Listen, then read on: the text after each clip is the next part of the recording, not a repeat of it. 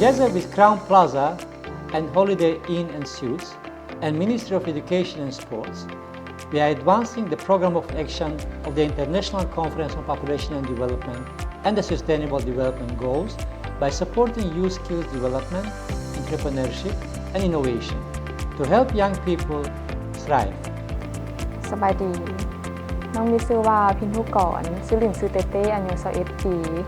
ศึกษาอยู่ที่วิทยาลัยเทคนิคปักประซักเป็นเทรนนีอยู่แผนก F&B ที่ร้านอาหารโมเสกการมาฝึกงานอยู่นี่สามารถช่วยให้น้องได้เรียนรู้และเก็บเกี่ยวประสบการณ์ในหลายๆอย่างบ่ว่าจะเป็นการเข้าหาแขกการสื่อสารกับแขกและการได้เฮ็ดเวียกร่วมกับหลายๆคน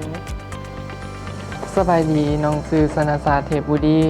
มาจากโรงเรียนวิทยาลัยเทคนิคปากภาษาปัจจุบันนี้เฮ็ดเวียกอยู่โรงแรมข่าวภาษาแผนกครัวน้องมีความรู้สึกดีใจหลายและปลาบปลื้มใจแห้งที่ได้มาเป็นส่วนหนึ่งของโรงแรมข่าวภาษาให้โอกาสน้องได้มายืนอยู่ในโรงแรมข่าวภาษานี้อีกครั้งนึงในฐานะพนักงานของโรงแรมข่าวภาษาสบายดีน้องมีชื่อว่าเวียงคำชื่อหลินเป็นชื่อเวียงอายุ21ปีปัจจุบันแมนศึกษาอยู่ที่วิทยาลัยเทคนิคปากประซักน้องเป็นเทรนนีอยู่ที่แผนกอาหารและเครื่องดื่มประจำอยู่เดอะฮับเรื่องมาฝึกงานอยู่ที่โรงแรมแห่งนี้เนาะก็ย้อนว่าเป็นโรงแรมที่อยู่ในเครือ IHG ซึ่งเป็นเครือโรงแรมระดับสากลที่มีมาตรฐานในการบริการที่สูงการมาฝึกงานอยู่ที่นี่เนาะช่วยให้น้องได้พัฒนาหลายด้านแฮงบ่ว่าจะเป็นการเฮ็ดกาแฟการผสมเครื่องดื่มการบริการลูกค้าเนาะเฮ็ดแนวใดลูกค้าจึงประทับใจในตัวเฮารวมไปถึงการแก้ไขปัญหาเฉพาะหน้าสิ่งที่ประทับใจในการเฮ็ดเวียกอยู่ที่นี่เนาะเอื้อยๆอ้ายเพิ่นเป็นกันเองคอย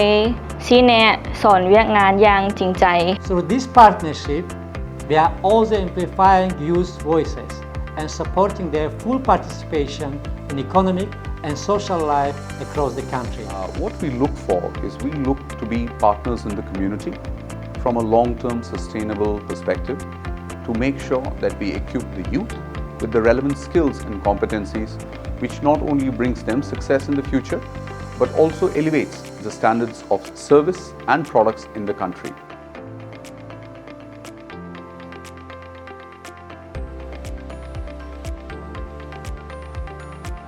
By implementing the NOI-friendly business criteria, we are expanding access to education, life and practical work skills, health services and social protection, especially for adolescent girls. ขอบใจทางโรงแรมคลาวพลาซาและโรงแรม Holiday Inn and Suites รวมไปถึงองค์การ UNFPA เนาะให้โอกาสน้องได้มาเป็นส่วนหนึ่งในการฝึกงานอยู่ที่นี่